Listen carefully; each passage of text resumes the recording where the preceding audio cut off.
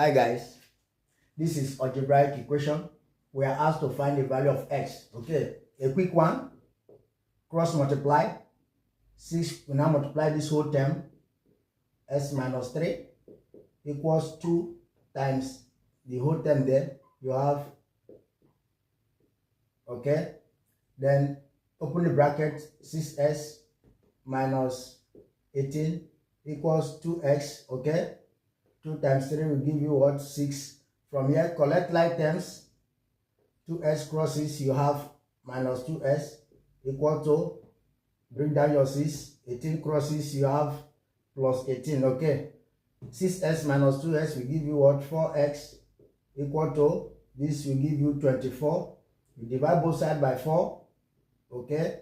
You have your s to be what? 6. This is the value of s that satisfies this algebraic fraction. Thanks for watching. Bye bye.